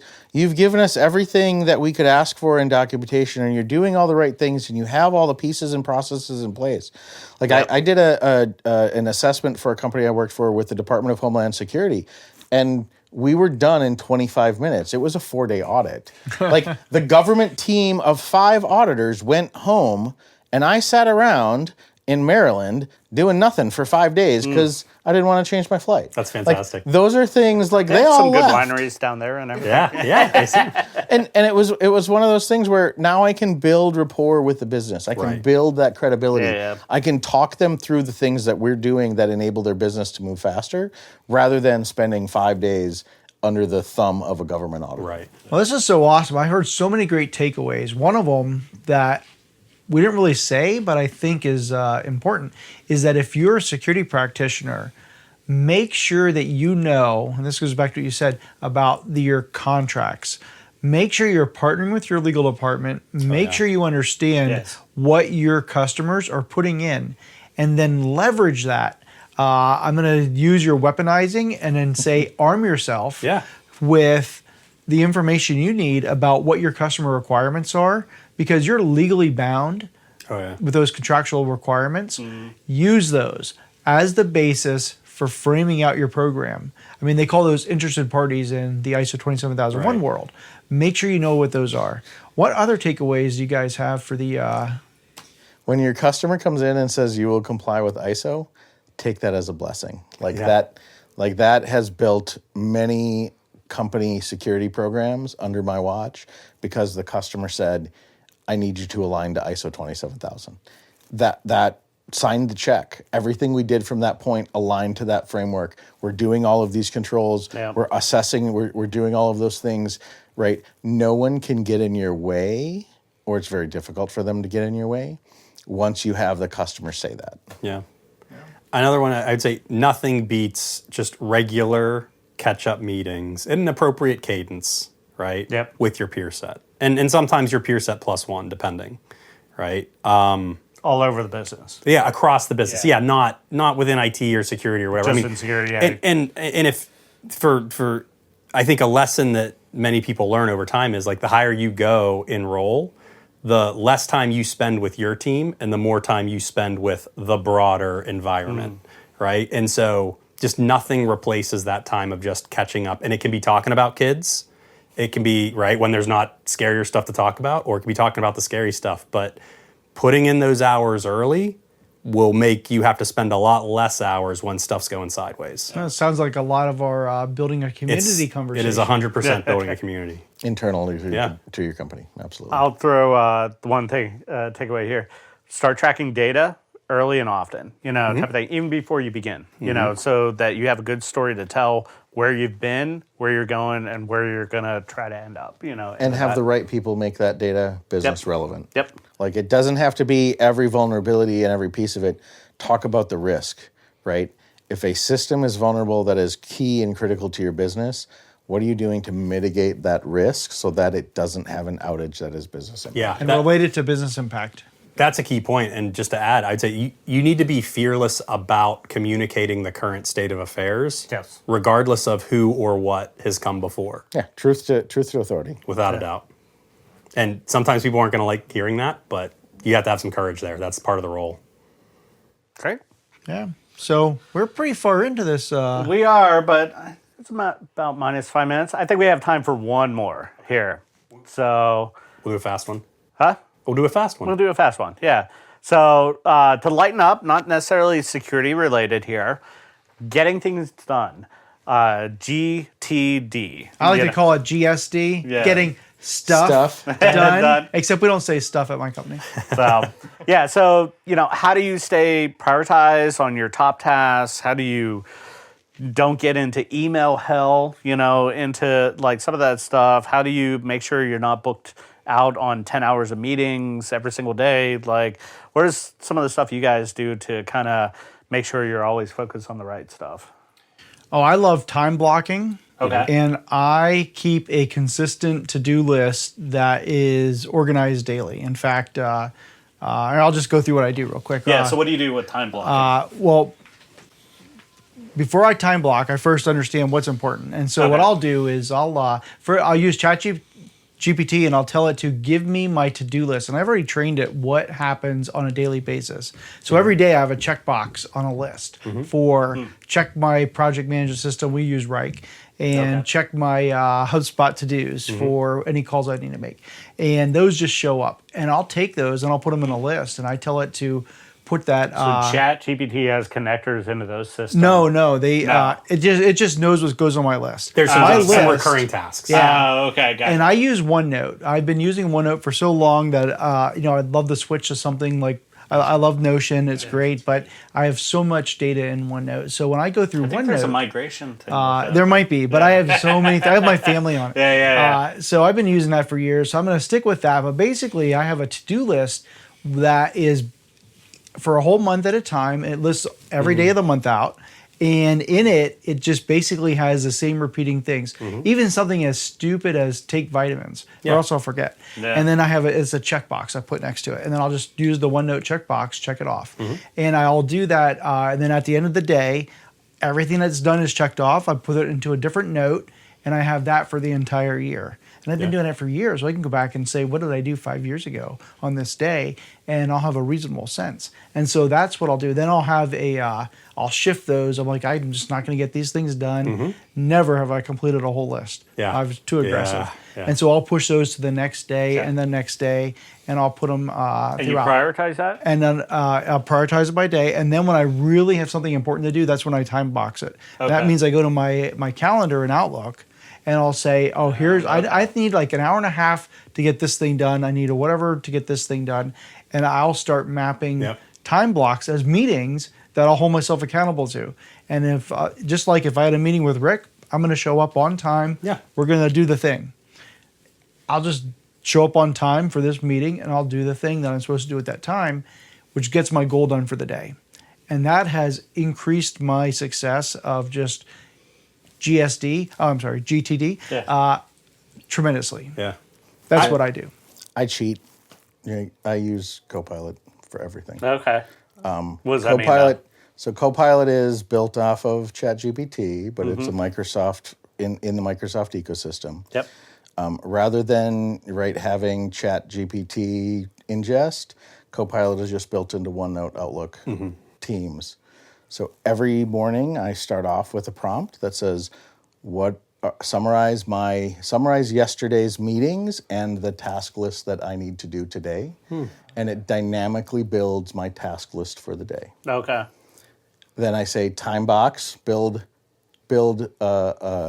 meetings around those tasks, and it will build those meetings around. So it blocks off your calendar. It will start to block off. If there's not space to do it, the next day it just moves it forward. Gotcha. But I'm using that same prompt every morning. The same prompt every night is, what are the things I need to do before I leave today, right? And it starts to build that list. But it takes into account automatically, because I'm transcribing all my meetings in Teams, right? Everything that's in there, all my to-dos, it's completely dynamically building that list. 3 months ago, I wasn't doing any of that. The injury has caused me to do that, right? I can no so longer. This is new for you. This is new. I can no longer multitask because I can't be on a meeting on a speakerphone and hit Windows H and type at the same time. So I can't multitask in meetings. I have to be present in meetings.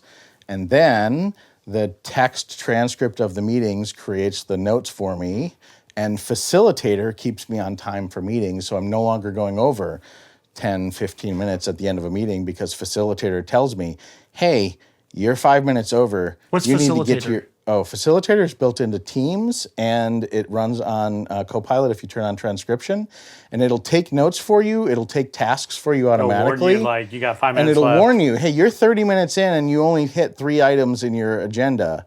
Like, do you want to schedule more time? Do you want to add another meeting? Do you want to schedule another meeting? It's now getting smart enough that it can take the people in the meeting and actually schedule that second meeting later in the week, or that third follow-up meeting. So it's getting to that point. I wasn't aware of that. That's pretty cool. That is cool. Again, I cheat because Well, the benefit of We're a single all looking for the cloud cheat ecosystem. code. Yeah. And then, like, I also cheat when I lay in bed and have insomnia. I will go back to that list and complete tasks until I fall asleep. Yeah. Your poor wife. She's already asleep. Yeah, it's fine. As long as I talk quiet. Because I can't type. Yeah, right. It's really hard to type way that would over be here to tough. the left. Well, especially in Only bed. a week left. Yeah. Oh, so mine's, I think, super old school. I don't do a bunch of cheating. I basically put everything I need to do in the calendar in 2 ways. Oh, okay. So I have big blocks of time that are color-coded as, like, this is general administration, this is inbox 0, this is deep thinking, whatever. Then I use Notion for 2 things. One is Scratchpad, so everything new that comes in, it doesn't exist unless it hits Notion. That could be in a meeting, it could be an email, it could be whatever. Yep. Hits Notion if there's a to-do for me. And 2, for backlog, right? So then what I do is every backlog, like tasks. backlog's just a whole bunch of stuff that's, like, not urgent, but if I have a little bit of extra time, I go to the backlog and start checking stuff off. Task task list. list. Okay. And then every tactical thing I do gets kind of double booked. So, like, all my color coding time block is marked as free, right? That's just for me to deal with. And then every time I have a to-do, I time block it out and I dump it into my calendar, and I just use that for absolutely everything. So everything that's just, like, little miscellaneous general stuff, sometimes there'll be a time block of, like, recurring administration. It's like, take my pills, do this, right? And it's like 3 things in a 30-minute block, and it doesn't really matter how I do it. There's always a little bit of free time in the day for crap that comes up, or, you know, all that sort of stuff. But I have probably spent an obscene amount of time exploring, like, GTD systems and stuff like that. And it's just what works for me, is I just dump everything in the calendar. I have my backlog, I have my Scratchpad, and I know where stuff goes. So, like, Friday mornings is financial stuff, and that's where I'm doing, like, invoices and questions and all that stuff. Like, that's just where it hits. The hard part is, how do you schedule time for your employees? Because they have needs that you have to take care of, and they're not always scheduled. And I look at you because I know you have employees. Well, I do, but I have done a couple of very awesome things in the last couple of years, which is delegate. And so, you know who you are. Refer BSides conversation. Yeah. If you're listening, this is you, Eric. Almost everybody in CISO reports to Eric. And I look at his calendar, and it's one-on-one, one-on-one, Yeah. one-on-one. And but what do? We use Microsoft Teams, and we have various channels that are just for like group chats with everybody. Yeah. And so we throw things out there. It's like almost like a constant sidebar of community building, to go back to that. And then I'll just easily, quickly one-off a message to somebody and say, oh, by the way, like here's the thing we have to do. Are you comfortable taking care of this? And they're like, totally got it. Or do you want to have a quick call and talk about this thing? Yeah. And I'll sidebar. But I'm usually doing, those are skip levels now for me. Yeah. Yeah. I don't know if either of you have direct reports. I do. have 8 of them, so it's Yeah.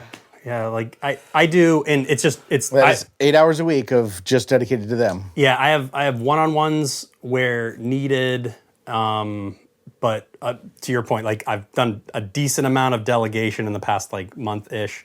But then in addition to that, there's just like, again, my free time block. So if someone's like, hey, I need this or hey, I need this, it goes in the free time block. Or if it's like from the top rope type thing where it's like, oh, the CEO needs this, the CEO needs that. I'm like, oh, okay.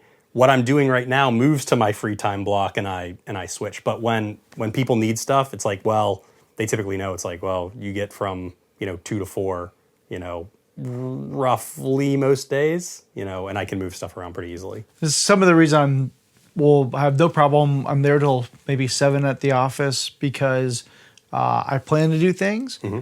But as soon as I get a task from a team member, as soon as I get a chat, I'm like, you know what?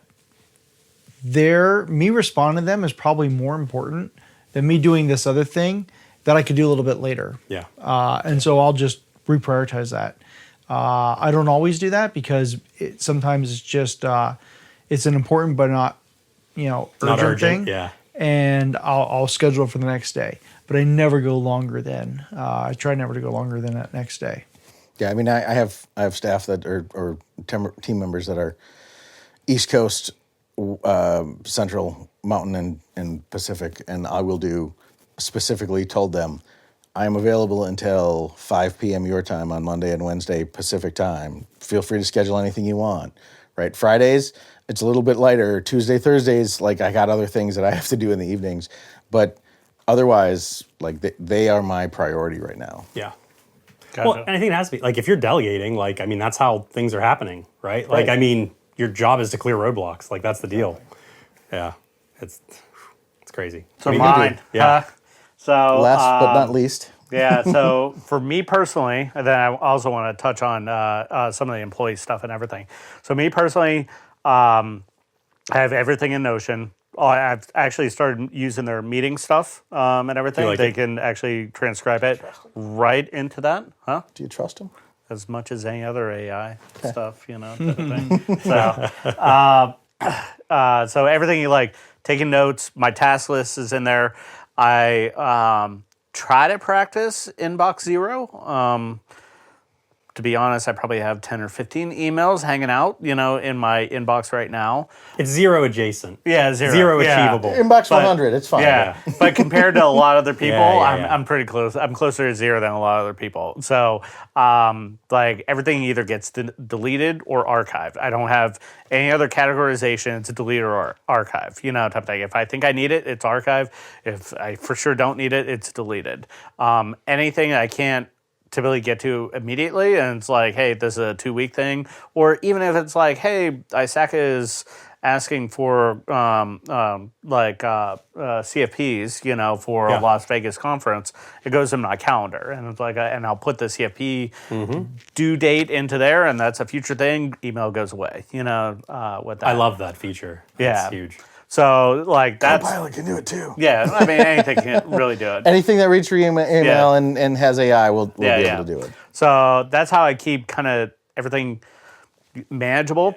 I am probably more protective than you guys are. I externally block all my mornings.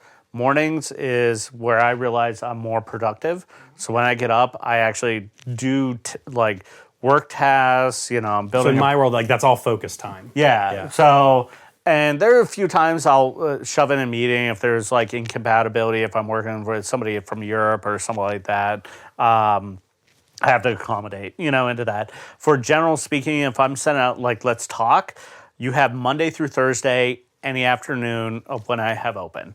Fridays are always blocked, into that. So just because one, like, well, first off, I hate having meetings like in Friday afternoon. Like the people that send 4 p.m. meetings should be shot, Same like thing on for Friday. 8 a.m. meetings. Yeah, type of thing. So, but I just like it open for whatever, because there's a lot of times I'll reach out to you guys. So like, hey, can we all meet for lunch, for this? And I probably have more open than, others. That's when I start furiously shifting my calendar. Yeah. That's a Saturday. Yeah, let's meet for lunch on Saturday. Yeah, right. Bring your kids. It's fine. But I'm protective of my calendar, and I know like the stuff I have to get done, I can get done in the morning way better and focus, and then in the afternoon I can kind of focus on the meetings or whatever I have to do with that.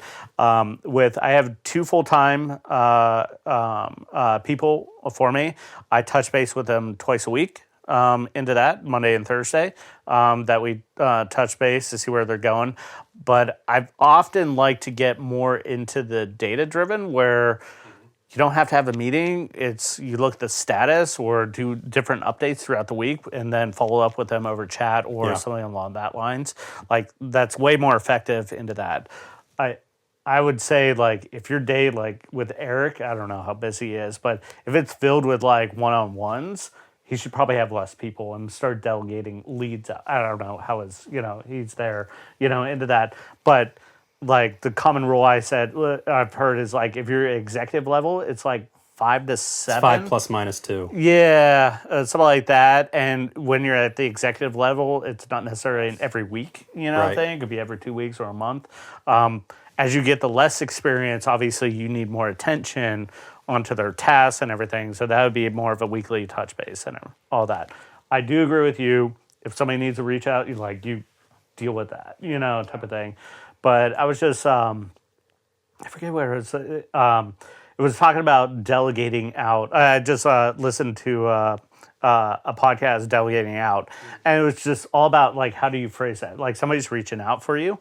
It's like, well, how would you solve this instead of being like, just do this? You know, don't be the solution person. Yeah, exactly. And if you get that in their mindset that you're always the solution person, they're always going to come to you. But if you start saying like, what would you do in this situation? Okay, go do it. All of a sudden you get empowerment and all that, and then you're not the roadblock, into this. 2 things that you reminded me of. One, I categorize my calendar and my inbox based on like what it is, right? Is this an HR thing? Is this a expense report? Is this a reporting or meeting? Is this a one-on-one? So is that AI automagic? AI is automatically doing that now. And then 2, part of the prompt is how many hours did I spend in each category for awareness, so that I understand mentally, last week I spent 42 hours in people management and I spent another 12 hours in managing up or reporting. Like now I'm at 54 hours. Like, do I really want to do that? But the other piece of it is then you get categorization around what you're doing. Yeah.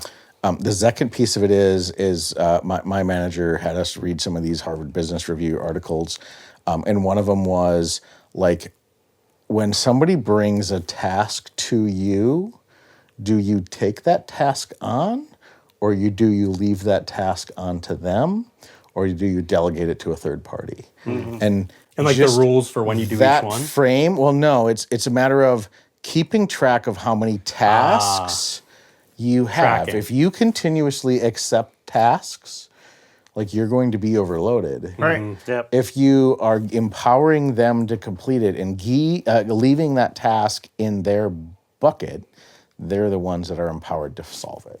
That sounds very much like that. what you were just describing. In fact, That's what reminded me of it. Yeah. kudos to one of our team members. She's awesome, Lauren.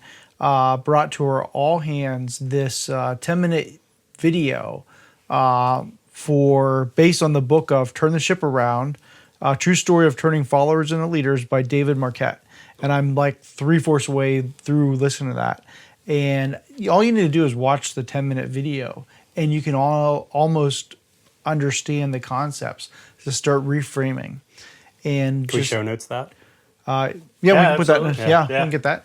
And the whole idea is when, this is about a guy who ran a submarine in the Navy, and instead of actually giving orders, he said, I'm never going to give an order again. He said, the only order I'll give is when we're going to fire a missile that is going to impact human lives, because I don't want that on anybody else. And otherwise, it's doing what you guys have said. Yeah. Well, what do you suggest? Well, is that the right thing to do? What's the impact? Have you thought about what could go wrong, and those kinds of things, and let them work through it, because they keep the ownership. You didn't take that task; you left it with them. You're just an advisor, asking them some questions based on your experience, because that's why you're the captain of the commander of the submarine. Yeah. So. Yeah. I have one other plug, which is the Cult of Done Manifesto, which I don't know if you guys have seen No. or whatever. I love it. It's like Is that a movie? No, it's like a document and or like 2 infographics, depending on which one you like. There could be Say that posters. again? The Cult of Done Manifesto. I'll show notes. Oh, it. okay. Yeah.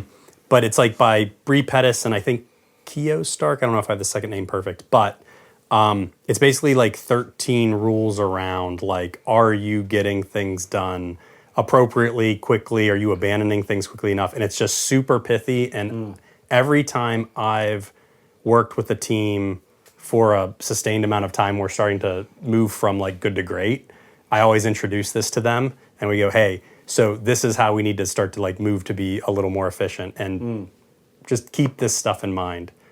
So That's a good plug. I can't wait to read that. it's super cool. It's a 2-second read. The other thing I really like, I think I gave you a book onto the Great CEO. Oh, I love Within. it. Within, yeah. That it goes from the individual, which we talked a lot about the habits of getting things done. Then it talks about group habits, implementing, and a whole bunch of things. But the great thing about this book, and if I ever write a book, I'm going to mimic the style.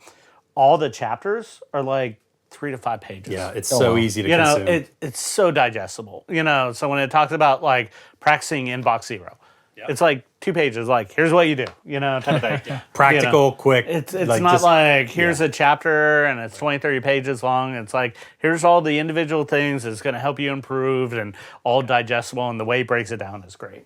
Well, and that's the other cheat is if there's a meeting, it gets transcribed, and then AI writes the notes for me. I am present in the easier meeting, nowadays. and then it follows up, right? Yeah. If there is a video, a corporate training, or things that I have to watch, if it has a transcription, I will prefer to get the notes and then the highlights, and then watch it at 1.5 to 2 times speed. Like, we don't have time to So spend. you can get to the quiz faster. Right. Just Well, we answer it. don't have time to spend 3 to 5 hours in a meeting. Like, in listening to the same conversations, you have to be able to maximize that. There's just too much going on, and not enough time to consume it all. If we were all still working 90 to 100 hours a week, it would be different. But our demands don't require us and don't allow us to. Like, I remember at one point in time, my most productive time was 9 p.m. to 1 a.m. every single day, Monday through Sunday. There wasn't a weekend. My free time between midnight and 6. Right. Yeah. And like doing these cheats and these hacks have allowed me to stop doing those That's things. incredible. Yeah. Like, I used to love working 9 a.m. or 9 p.m. to 1 a.m. It was my favorite time. Because no one was bugging you. You could get Right. some, Kids are asleep. Well, My it's wife's Saturdays. asleep. Now I don't do that. Now it's all looking at like what was in the transcription, what are the notes, what are my actions and to-dos.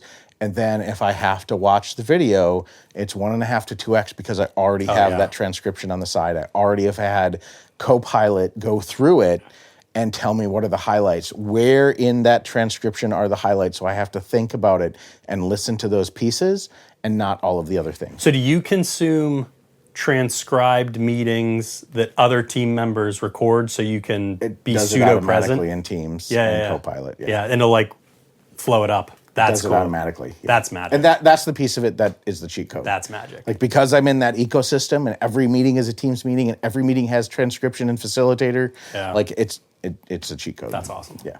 Awesome. I've learned so much on this episode. Typically, I'm thinking we're all sharing common knowledge, but this was great. This is excellent. Yeah, I've learned a couple of things. I I love it. appreciate it. Yeah. All right. Well, I think that's a wrap. Would love here. to come back. Thank you. Yeah, absolutely. Thank you again. Yeah, thank you everyone for tuning in. Don't forget to like, comment, and subscribe. It really helps our algorithm into that. Stay tuned for next recording. We might have a little shift surprise into this. You'll see it in some of the media stuff. I think I authorized to post up some of the images I sent out. But thank you everyone, and we'll see you later. Thank you. Cheers. Cheers. Cheers.